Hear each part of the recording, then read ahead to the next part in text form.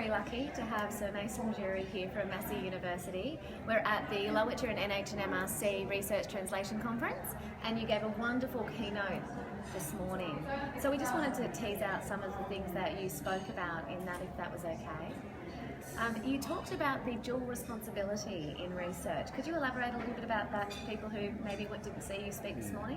Well, on the one hand, you can say that research with Indigenous people has a particular focus, but researchers need to be doubly qualified if they're going to be really effective with Indigenous communities. And that's what this conference is about. It's about having research that makes a difference in the end. To make a difference in the end, you've really got to have researchers who are comfortable with the scientific paradigm and comfortable with Indigenous knowledge as well. So they need to be, in a sense, doubly qualified. It's never a question of one is right and one is wrong. It's just that both are important because most of our people, certainly Māori people, live in this continuum between the world at large and the Māori. Yeah, and that was actually something that was really apparent through all of the conversations that we've had at all of the presentations, is that duality of the world we live in. One of the other things I really liked about your presentation actually was that you showed a history, and a really strong history, of Māori researchers. We often hear about capacity building here in Australia for Indigenous researchers. With a lack of recognition, we already have capacity within our communities. Did you have any thoughts or reflections on? Well, we owe a lot to the pioneers of over 100 years ago, who, against extraordinary odds, were able to make a stand and get the knowledge that they needed to address the problems of the time. Maui Pomare, our first medical graduate, 1899, graduated, came back and made a great difference. The work he did then as a director of Maui Health, with the Department of Public Health, the work he did then was a really important foundation. And his colleagues, Peter Buck, who followed him afterwards, similarly led us in a good position. So right through that century, there were people who stood out because they were moving in the direction of having an approach to knowledge and to research that had both the science in it and Māori knowledge. And it's only in perhaps over the last 3 decades that we've been able to build on that in a much bigger way than before. And so this morning you gave 4 case studies around research translation, and I think sometimes people forget that research isn't just for the sake of research, that it actually should have a practical, tangible benefit for the people that are being researched. Could you maybe just elaborate on one of the case studies that really resonates with you? Yeah, well, one of them was the first case study I talked about was the concern that Māori women had, and this is back in the 1980s, which from my point of view is not very long ago, but from your point of view might be decades ago. I was born in the 80s, so... In the 1980s, Māori women came together in the league that they had established and were loud in their concerns that health services were not addressing them in a way that made sense and was useful. Certainly they may have had some treatment, but they didn't see that as being an effective approach for them. And so they decided to set up a research program. They called in some expert help, but basically it was their program. They designed it in their way. They interviewed 1,300 Māori women, and the approach they used to interview was based on a methodology that was relevant to Māori knowledge. And then they analysed the data, and similarly in analysing the data, they used an approach that was similarly relevant to Māori knowledge. As a result of their research, the women decided throughout the country to build their own research, their own health services, or to have a larger role in health services. And that was the beginning, really, of developing Māori community health services. That's a fantastic story, and that's a really practical outcome from a research that's had an ongoing, sustained impact. Yeah, and it arose because of concern that people had.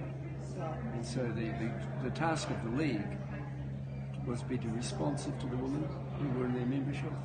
And to do that, they thought we ought to look into this, and they decided, they weren't researchers, but they decided that a research program would be very useful, and it was.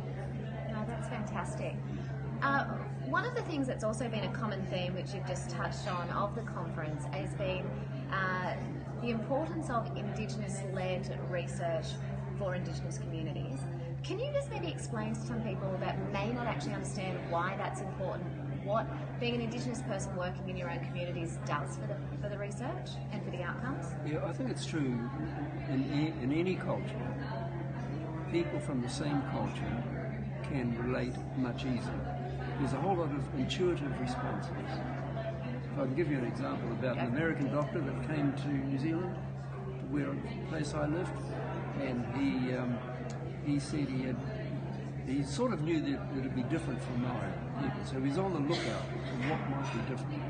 But he had trouble with the average Kiwi bloke who wasn't Maori, who looked like an American.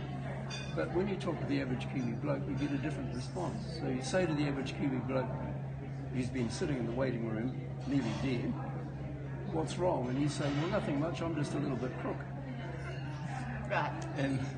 And the American doctor, if you take that at face value, says this man is wasting my time. Yep. But if your grandfather was an average Kiwi bloke, you know exactly what that guy's talking about. Yep. So it's true across all cultures that intuitively you can relate at a different level to someone who shares your own way of thinking and your own values. Fantastic. The American doctor went back to America. Yes. He got tired of the average Kiwi bloke. Yeah, it was actually something that Kelvin Kong and I were actually just talking about, was as Indigenous peoples, we work in our community, he said, because of passion and also because we can't leave. It is always part of us. Whereas those that aren't Indigenous can go and have respite. Our families and our communities drag us back in, is what he said. Yes, well that's true. You think you come home and it's going to be an easy road, but you're on duty all the time. Yeah, you never switch off. No, and that's probably how it should be, because it's people who have really sacrificed a lot of their own time and lives to get us where we are. Absolutely. Leave it back. Yeah. And we all do it for the love and the passion.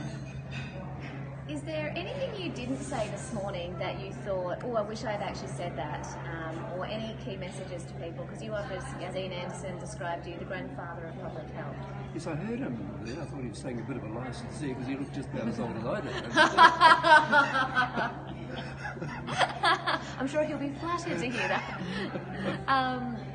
Well, what I think this whole conference is showing is that the days when you did research on Indigenous people, who were the subjects of your research, those days are over. And what's replacing it is you do research with Indigenous people and by Indigenous people, not on them as if they're kind of remote subjects of research. That's come out time and time again. The other thing that's come through very strongly here is that research has got to be research about solutions. We've spent a lot of time researching how bad things were, and about the disparities and the disadvantage and the diseases that Indigenous people have. And sometimes we begin to define Indigenous people by the deficits that they have, instead of defining Indigenous people by their potential and their promise and their prosperity into the future. A different way of looking at it. And I think we spend far too much time sorting out what's wrong instead of how can we get on paths that lead to flourishing.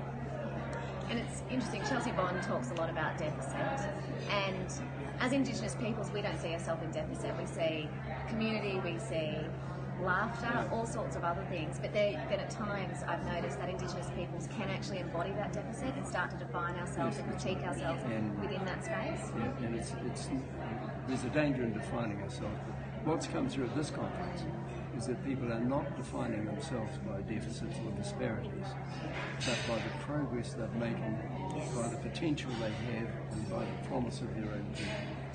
And we've seen at this conference all the amazing Indigenous researchers that shows we have great potential and actually experience now. I think that's coming through very strongly at this conference. Yeah, fantastic. Is there anything else you want to add before we sign off? No, I think I'll go for lunch now. Yep, go and eat your lunch. I've held you over now. Thank you. No, do you want to be ashamed? Absolutely.